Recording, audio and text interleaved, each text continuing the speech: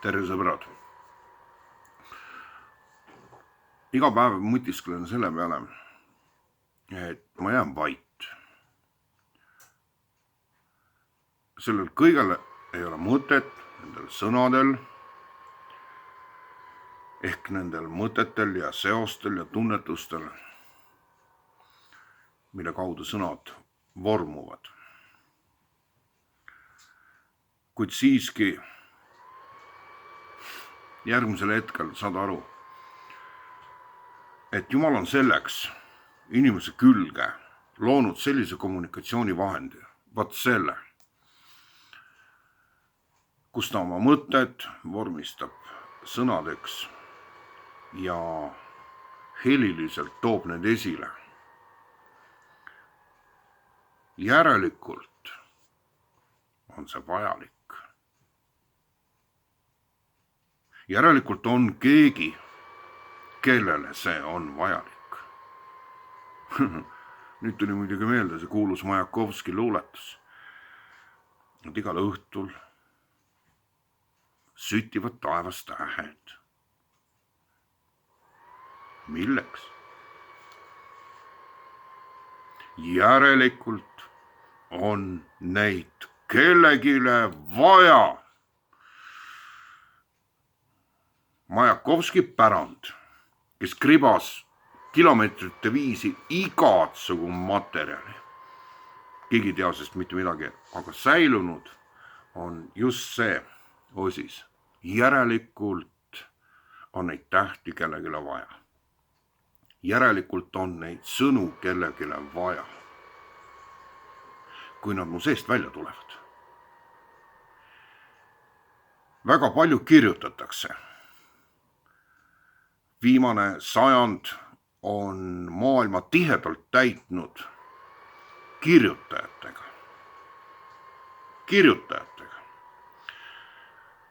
See on ka omamoodi and. Olgugi, et sellest üleüldisest kirjaoskusest on saanud mingi patoloogiline grafomaania. Mingisugune sõna otseses mõttes otse kui kõhulahtisus. Kõik kirjutavad midagi, sest kõik oskavad kirjutada. Ma olen ühte asja tähele pannud. Et vormistada omi mõtteid, mis peas formeeruvad ja kust nad pähe tulevad, see on omaette teema, ei ole just liiga palju. Neid nimetatakse sõnakunstnikeks ehk oraatoriteks. Ma ei pretendeeri oraatori rollile, aga mul on vastutus. Olgu, et kõige lihtsam on panna suu kinni ja lihtsalt öelda, et mul on sügavalt poogen, mis saab sellest maailmast, mis saab sellest rahvast, kellega ma räägin ühte keelt, mille nimi on emakeel. Antud juhul siis eesti keel. Seda on kõige lihtsam teha. Ma ju ei näe, kes on teispool ekraani, kes kuulab mu mõtteid. Ma ei solvu sellest, kui mind sõimatakse, ma olen sellega ammu harjunud. Mulle isegi pigem meeldib. Mõistus ütleb seda, kui sind sõimatakse, siis sa järelikult puudutad nagu teatavaid närve. Mõtle hambaarsti peale. Oled ju käinud hambaarsti juures. Ja stomatoloogias on see täiesti tavaline asi. Hambaarst, kes küll ainult talle omaselt ja tema teadmiste juures vaatab su suhu, kus on probleeme. Meil ju kõigil on neid seal. Ja kui probleem on suur ja sa oled hambaarsti toolist, et suu lahti, hambaarst vaatab sinna sisse, siis tema otse kui fakiir saab natukese aja pärast aru, kus on probleem. Ja nüüd on see koht, kus ta ütleb, ma teen teile natuke haiget. Ja ta puudutab mingisugust kohta. Seda nimetatakse, et nagu närv oleks väljas. Oi! Sa tunned seda. Täpselt samamoodi, kui sa puudutad oma sõnadega mingeid närve. ja see aktiveerib vastujõu. Nii et, mis ma sellega öelda tahan, ma olen väga tänulik, kui mind sõimatakse, sest see on mulle kindel lakmuspaber, et ma olen puudutanud vaenlase närvi. Aga ma ei ole siiski nii veendunud võitleja ja olgu, et mul on dekoltee sügav, et rist välja joonistuks, tegelikult on see mu öösärk ja ma just ärkasin, pole särkigi veel vahetanud. Mis ma öelda tahan? Ma tahan seda öelda, et see sinane maailm on jagunenud selgelt ja ühemõtteliselt tegelikult kaheks. Keda mina soovin kõnetada ja olla osaduses teispool ekraani inimesega? Need on need, kes on siinpool minu kaldal. Meie kaldal, see ei ole minu kallas. Ka minul on eesõigus olla selle kalda poolel. Ja sealne rahvas, tal puuduvad juba tunnused. Taas viitan teist korda. Ma näen ju ise ekraanilt, kuidas see rist sädeleb vastu. Kas ma siis nüüd kõnelen ja kõnetan inimesi, kes on kristlased? Oh ei, kallis sõber, oh ei! Selle rahva keskel, kes on meie rahvas, on kõikvõimalikke inimesi. Seal ei ole küll Kristuse vihkajaid, aga seal on väga palju inimesi, kes möönavad, et Kristus on suur prohvet ja väga tähtis tegelane inimteadvuse tarvis ja inimajaloos, aga ma ei kuulu sellesse gruppi. Täpselt samamoodi, nagu mina määratlen suure võimsa religiooni islami kandjaid. Ma austan neid. Siin maal, kus ma elan, on neid oluliselt rohkem kui Eesti Isamaal. Ma olen alati austanud. Ja minu jaoks ei ole üldse keeruline öelda, et Muhamed on suurim prohvet ja Allah on ainukene jumal. Mul ei ole see keeruline, sest ma austan neid inimesi, sest väga suures osas on need inimesed ka meie kaldal. See oli ainult üks näide. Kes on siinpool kaldal? Siinpool kaldal on need inimesed, kes selle suure, ohtliku, julma sõja esimestel päevadel said aru, mis toimumas on. Et see kõik on vale, mis seondub koroonanimelise gripiga, või õigupoolest gripiga, mis võimendati koroonanimeliseks. Pole mõtet rohkem puudutada, me oleme seda nõrkemisel kõike kuulnud. 24/7, 2 aastat järjest. Nüüd on see kadunud. Sellele eelnes väga omapärane protsess, kus kohas rivistusid 100 miljonid inimesed kahte polaarsusesse ehk tekkis väga omapärane niisugune multipolaarne pilt, kui Ameerika Ühendriike valitses Donald Trumpi nimeline mees ja kui tema valitsemisaeg sai ümber ja hakkasid valimised, siis avaldus see ülivõimsalt multipolaarne fenomen. Inimesed koondusid siis vastavalt ühele poole või teisele poole. Ma ei puuduta seda, mis oli Trumpi valitsemisaeg. See on, jäägu see sinna paika, esiteks ulatas see kaugemale ja sündmuste ahel on läinud nii tihedaks, et see kipub nagu ununema. Donald Trumpi valimisvõitlusest alates on väga selgepiiriliselt on see formatsioon alanud. Kes on siin kaldal ja kes on teisel kaldal, siin kaldal ja teisel kaldal. Ja täna me oleme jõudnud siis sellesse viimasesse faasi, mitte viimsesse faasi, ära aja segi, vaid viimasesse olemasolevasse faasi, mille vanuseks on siis nüüd alates Eesti Vabariigi selle tillukese rahvakillu, mina nimetan seda indiaani suguharuks, kuhu ka mina keeleliselt kuulun, selle sünnipäevast saadik.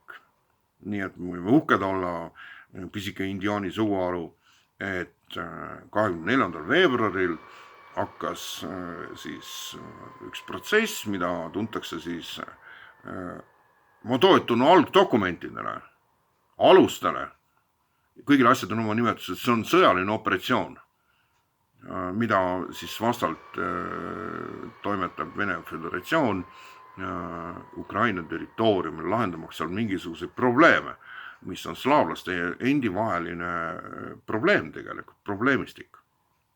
See on de facto. See on de facto. Keegi ei ole tulnud Eesti Vabariigis lahendama mingisuguseid probleeme või Läti Vabariigis või Soome Vabariigis. Keegi ei ole tulnud lahendama. Nad lahendavad seal omavahel omi asju. See on slaavlaste oma rida. Tulem oli see, et vähenes oluliselt siin kalda poolel oleva rahva koosseis. Oluliselt vähenes. Ma olen väga kurb sellest. Ma olen kurb. Nad osutusid liiga nõrkadeks lülideks. Nende pähe sisenes informatsioon, et tuleb minna vaenlase poolele üle, teisele kaldale. Seda võib esitada nagu tragikoomilisena või satiirsena ja grotesksena. Tegelikult on see kurb. Mul on ääretult kurb. Tuleb välja, et ma ei ole nii paksunahaline. Olen küll kurb. Lahkunud on väga paljud inimesed siit sellelt kalda poolelt. Ma vastutan oma sõnade eest, mida ma räägin. Need ei lähtu minust, vaid minu tagant. Sa näed, mu sassis hallid juuksed kiirgavad valguses, sealt tagant paistab valgus, see on nagu kujundkeel. Seal taga on üks valgus. Mu pähele tulevad mõtted, tulevad kuskilt, formeeruvad sõnadeks. Ja ma teen häälitsusi, toon esile häälitsusi, millest saab teine inimene aru. Meie kalda pool on taas vähenenud. Siit on lahkunud väga palju. Kui see jagada teiste keeltega, siis on lahkunud suisa miljonid. Nad on täiesti veendunud, et see sõjaline operatsioon, slaavlaste omavaheline, on seda. Nad on täiesti veendunud sellest, et see sõjaline operatsioon, nimetage me seda siis sõjaks, on tappev, gripp. Ja meil tuleb formeeruda, meil tuleb maskid ette panna, meil tuleb ennast vaktsineerida sellepärast, et see tapab. Kas on nii raske sellest aru saada? Et sina, sõber, kes sa olid selle 2-aastase, selle klaunaadi, selle idiootsuse raames kindlalt veendunud selles, et kõik, mis seondus nimega koroona, on inimvaenulik, saatanalik, maaväline, ükskõik kuidas teda nimetada. Tegemist on valega.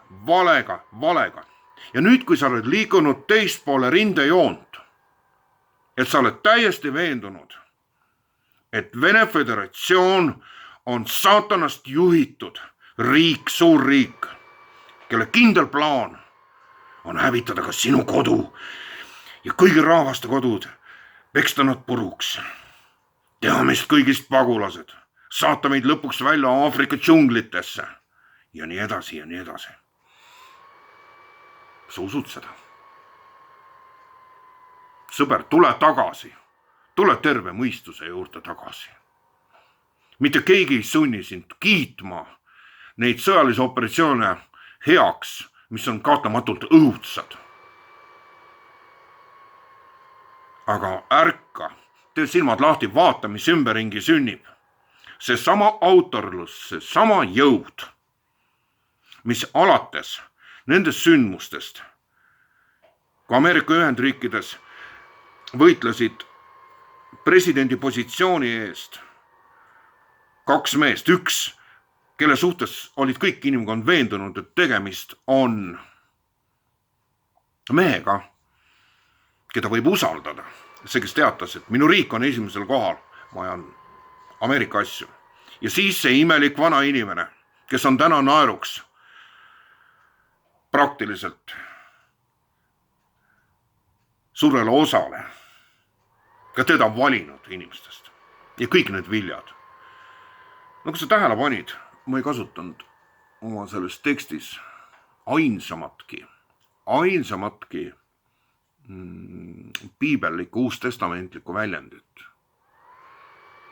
kui siis kaudselt lihtsalt Jumal, mis iseenesest ongi kõik, ei ole midagi, mis ta ei oleks, kaasa arvatud tema mitteolemine nende inimeste tarvis, kes ei suuda uskuda tema absoluuti. Ma ei ole kasutanud ühtegi väljendit, aga siia lõppu ma pikin oma mõtte lõppu ühe. Eks te viljadest tunne ära.